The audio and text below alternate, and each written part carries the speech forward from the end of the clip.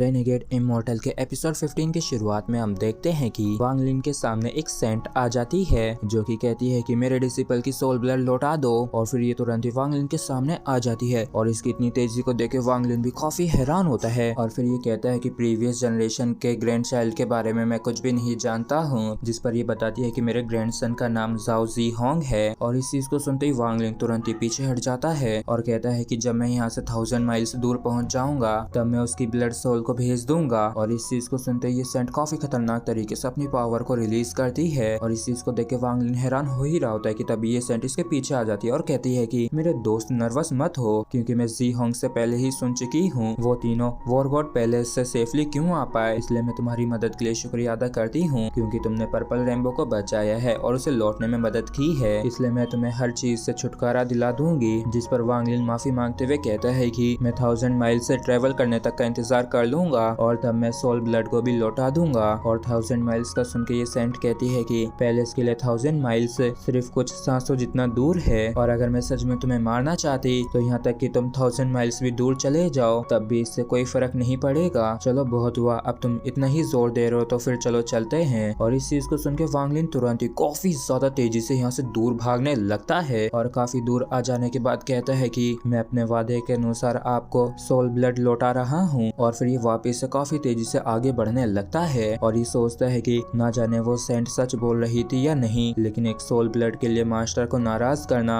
ठीक नहीं होगा। जबकि इस तरफ इस सेंट को ये ब्लड पिल मिल गई होती है और ये सोचती है कि यहाँ तक कि वो सिर्फ फाउंडेशन बिल्डिंग के मिडिल स्टेज पे ही है, लेकिन उसका दिमाग अच्छा चलता है। जिसके बाद हमें बर्निंग किंगडम के अंदर लियो हेमन फायर का सीन दिखाया जाता है, जहाँ पे कुछ लोग अपनी जी जान से फायर को रोकने की कोशिश कर रहे होते हैं जिससे कि ये यहाँ से ना जा सके। और इस चीज की वजह से और भी लोग इनकी मदद करने के लिए आने लगते हैं और जैसे ये लोग इसे कैद कर लेते तो यहाँ पे शांति आ जाती है। और एक बंदा कहता है कि आखिर ये कौन है जो कि एल्केमी हॉल के ऊपर कब्जा करना चाहता है। तो एक लड़की कहती है कि हमें चोर के बारे में नहीं पता है और पक्का वो चोर इस सेक्ट का डिसिपल होने का दिखावा कर रहा होगा और उसने एक टॉप ग्रेड की हेवनली पिल को चुराने की कोशिश की है, जिसे बस रिफाइन करना ही बाकी है। और ये जो बंदा ये ली क्विंग है जो कि लियो हेमन का एलाइड डिसिपल है। और क्विंग कहता है कि हेवनली पिल का अभी कोई सा भी फिनिश्ड प्रोडक्ट नहीं है और एक बार जो ये बन गया तो इसे सिर्फ एक ही घंटे के अंदर कंज्यूम कर लिया जाएगा। और पक्का वो चोर भी हेवनली पिल के इस सीक्रेट के बारे में जानता होगा। और फिर एक लड़की कहती है कि ये काफी अच्छी बात है कि सिस्टर मूवान ही आज रात की ड्यूटी पे थी, इसलिए उन्हें इस बारे में समय रहते पता चल गया। और किंग पूछता है कि वानर कहाँ है और कहीं वो हट तो नहीं हुई। तो बाजू वाली बताती है कि सिस्टर मूवान एकदम ठीक है और उन्होंने पहले ही न्यूली रिफाइंड तियानली डैन को बना ली है और इसलिए ही वो इसे एंसेस्टर्स के पास ले गई हैं। जिसके बाद ये डिसाइड करते हैं कि ये चारों तरफ फैल के चोर को जरूर ढूंढेंगे। जिसके बाद ये सभी ही उस चोर को ढूंढने के लिए चारों तरफ निकल जाते हैं। जिसके बाद हमें वांग लिन का सीन दिखाया जाता है जो सोचता है कि ये सही रहा जो मैं धैर्य से काम लेके वहाँ से निकल पाया, क्योंकि मैं किसी भी हालत में उस यान यंग मास्टर के खिलाफ नहीं जीत पाता और अगर वो मुझे पकड़ना ही चाहती तो मैं उससे बच नहीं पाता। इसलिए मैं अब और ज्यादा इस बर्निंग कंट्री के अंदर ठहर नहीं सकता हूँ और कम से कम लिन टाओ को 10 दिन लगेंगे मैप को हासिल करने में। और मालांग की मेमोरी से पता चलता है कि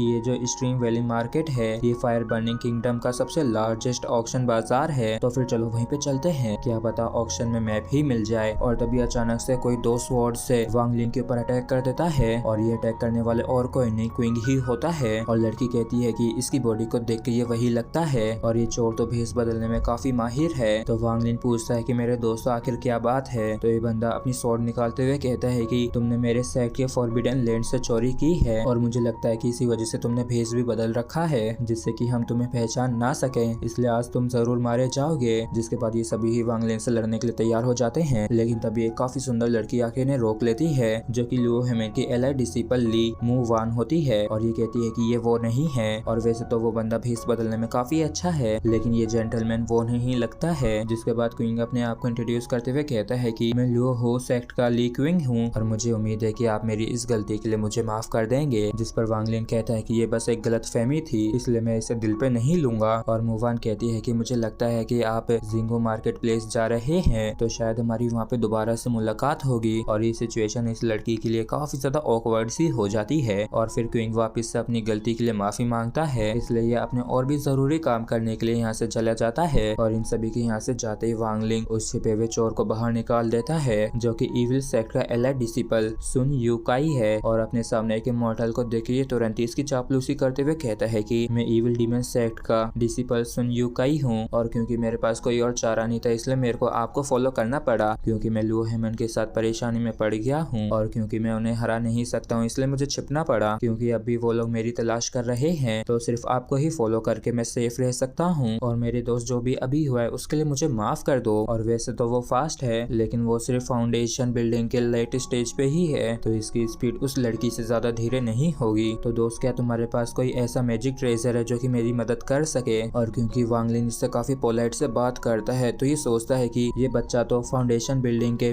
मिड स्टेज पे ही है जबकि मैं फाउंडेशन बिल्डिंग के लेट स्टेज पे हूँ लेकिन तभी मैं इससे क्यों डर रहा हूँ। और फिर ये कहता है कि प्लीज मुझे माफ कर दीजिए आपके लिए परेशानी खड़ी करने के लिए और अब बाकी का मैं खुद संभाल लूंगा। क्या मैं आपका नाम जान सकता हूँ। जिस पर वांग लिन अपना नाम मा लियांग बताता है और ये भी कि ये वॉर टेम्पल का डिसिपल है। तो ये बंदा बताता है कि वैली के अंदर एक पोर्टल है जिस पर वांग लिन कहता है कि तो फिर चलो वहाँ पे जल्दी चलते हैं। तो ये बंदा पूछता है कि ब्रदर माँ क्या आप इस बार अकेले ही आए हैं। और इस चीज को सुन के ये यूकाई खुश हो जाता है और ये पोर्टल लेवल के लिए 3 स्पिरिट स्टोन्स मांगता है और यहीं कहीं आसपास मेरा दोस्त भी है जिसे मैं बुला लेता हूँ जिससे कि हम तीनों ही एक साथ पोर्टल से निकल सकें और इस तरीके से हम 1 स्पिरिट स्टोन को बचा लेंगे। और इस चीज के लिए वांग लिन भी मान जाता है। तो ये बंदा तुरंत ही सिग्नल भेजते हुए कहता है कि ब्रदर माँ आप चिंता मत करिए मैं आपकी जगह स्पिरिट स्टोन को पे कर दूंगा क्योंकि अगर आप नहीं होते तो लुए गेट मुझे अभी तक पकड़ लिया होता। जिसके कुछ समय बाद ये लोग किसी जगह पे आ गए होते हैं और यूकाई कहता है कि ब्रदर माँ आप इन बेकार सी जगह को मत देखिए क्योंकि वैली का जो पोर्टल है वो ज्यादा दूर नहीं है और वैसे तो मैं भी नहीं जानता कि यहाँ पे क्या चल रहा है क्योंकि बर्निंग गोल्ड माउंटेन के वोल्केनोस के अंदर से काफी ज्यादा स्मोक आ रहा है और मुझे अच्छे से याद है कि 4 ग्रेट सेक्ट के जो ओरिजिनेटर्स हैं वो युआनयिंग स्टेज के हैं। जिस पर वांग लिन कहता है कि ये जगह काफी अच्छी है इन वोल्केनोस के साथ और इस जैसी जगह पे किसी को मार के उसके ट्रेजर्स को लेके और उसकी बॉडी को ठिकाने लगाना काफी आसान होता है। तो इस चीज को सुन के ये बंदा कहता है कि ब्रदर माँ क्या आप मजाक कर रहे हैं। लेकिन तभी अचानक से एक बंदा आके अपनी पावर में वांग लिन को पकड़ लेता है और वांग लिन भी समझ जाता है कि ये सुन यूकाई से बेहतर कल्टीवेटर है और ये इविल सेक्ट का एलाइड डिसिपल ली योंग है। और देख के ऐसा लगता है कि इन सबके पीछे सुन यूकाई ही है। और योंग कहता है कि तुम्हें तो काफी अच्छा बकरा मिला है। तो यूकाई कहता है कि मैं क्वीन से और मूवान से इसी की वजह से बच पाया और ऐसा लगता है कि वो लड़की से भी जानती है तो अगर हम इसे पपेट में बदल दें तो लूहे सेक्ट के अंदर घुसना काफी आसान हो जाएगा। और फिर योंग वांग लिन के ऊपर अटैक करते हुए कहता है कि बच्चे अब तुम मर सकते हो लेकिन वांग लिन इसके ऊपर एक काफी खतरनाक स्पिरिचुअल अटैक कर देता है जिसकी वजह से योंग धराशायी होकर नीचे पड़ जाता है। और इस चीज को देख के यूकाई काफी ज्यादा हैरान होता है और ये तुरंत ही अर्थ स्केप टेक्निक का इस्तेमाल करके भागने लगता है। और तभी वांग लिन अपने अंदर से एक बंदे को बाहर निकालता है और उससे इन काले मिस्ट को निगलने के लिए कह के चला जाता है। तो ये बंदा कहता है कि मुझे मालूम नहीं कि इस चीज को भी निगला जा सकता है और ना जाने कि ये डाइजेस्ट होगी भी या नहीं और चलो निगल ही लेते हैं। और फिर तुरंत ही ये इस मिस्ट को निगलने लगता है और इसे भी मौका मिल गया होता है यहाँ से भाग के जाने का। और जैसे ये भागने की कोशिश करता है तो रेड थंडर इसे नीचे पटक देती है। तो ये बंदा डरते हुए कहता है कि नहीं मैं भागना नहीं चाहता हूँ। और फिर लुओफेंग तुरंत ही इस बंदे को एक ऑब्जेक्ट में डाल लेता है और इस अर्थ स्केप टेक्निक को हासिल करने के बारे में सोचता है जिससे कि इसे काफी फायदा होगा। जबकि यूकाई इधर से भागते हुए सोचता है कि उसका सिर्फ एक ही शब्द फाउंडेशन एस्टेब्लिशमेंट सर्कल के कल्टीवेटर को कैसे मार सकता है। और ये बंदा जीडन स्टेज और युआनयिंग स्टेज का तो नहीं है। और ऐसा भी कहा जाता है कि जो गॉड ऑफ ट्रांसफॉर्मेशन मास्टर है वो हेवन एंड अर्थ की पावर को मैनिपुलेट कर सकते हैं तो शायद वो इसी वजह से इसे इतनी आसानी से मार पाया। और असल में मेरा गॉड रियलाइजेशन मास्टर पीछा कर रहा है। और ये बंदा जमीन के अंदर भागते भागते वोल्केनो में घुस जाता है तो इसे बाहर निकलना पड़ता है और ये बाल बाल इस लावा के अंदर गिरने से बचता है। और तो ये इस मैग्मा के अंदर काफी पावरफुल स्पिरिचुअल फोर्स को महसूस करता है और वांग लिन भी इसकी तरफ आने लगता है। और ये बंदा कहता है कि ये फायर बर्निंग किंगडम तो काफी सारे वोल्केनो से घिरा हुआ है और मैंने बिल्कुल भी नहीं सोचा था कि मैं असल में यहाँ पे आ जाऊंगा। और तभी वोल्केनो के अंदर किसी तरीके की मूवमेंट होने लगती है और जब वांग लिन छिप के देख रहा होता है तो इसे भी समझ में नहीं आता है कि बर्निंग किंगडम के ये जो वोल्केनो है वे जिंदा कैसे हो सकते हैं। और हर साल 4 ग्रेट सेक्ट के जो ओरिजिनेटर हैं वो माउंटेन्स को सील करते हैं। और तभी ये वोल्केनो यूकाई को मारने लगता है तो वांग लिन तुरंत ही इसके ट्रेजर बैग को ले लेता है और तुरंत ही यहाँ से निकलने लगता है। और वांग लिन भी जानता है कि उसे जल्द से जल्द यहाँ से बाहर निकलना होगा लेकिन तभी एक मैग्मा बीस्ट इसे बीच में ही रोक लेता है। और जैसे ये बीस्ट वांग लिन के ऊपर फायर अटैक करता है तो वांग लिन भी इसके ऊपर रेड थंडर से अटैक कर देता है जिस वजह से इस बीस्ट को काफी गुस्सा आ जाता है। और वांग लिन ये भी समझ गया होता है कि इसके अटैक इन पे काम नहीं करेंगे। और जैसे ये यहाँ से भागने लगता है तो एक और बीस्ट आके इसे रोक लेता है। और जैसे वांग लिन इस वोल्केनो से बाहर निकलता है तो एक ब्लैक स्मोक स्मोकी से चारों तरफ से घेर लेता है और इस मौके का फायदा उठा के वो बंदा भी उस ऑब्जेक्ट में से निकल के भागने लगता है, जबकि ये ब्लैक स्मोक वांग लिन को कैद कर लेता है। जबकि बाहर से ये बीस्ट इसे मारने की कोशिश कर रहे होते हैं, जबकि वांग लिन ने अपने आप को अंदर बचा के रखा होता है। और फिर ये चारों ही बीस्ट मिलके इस फायर बॉल को यहाँ से ले जाने लगते हैं और फिर ये तुरंत ही वांग लिन को लेके वोल्केनो में कूद जाते हैं। और वांग लिन देखता है कि इस लावे के अंदर काफी सारे मैग्मा बीस्ट हैं, जिनके पास काफी सारी ऐसे ही स्पीयर्स हैं और इनके अंदर काफी लोग कैद भी हो रखे हैं। और इसे समझ में नहीं आता है कि इन्हें कैप्चर करके ये क्या करना चाहते हैं। और तभी काफी सारे बीस्ट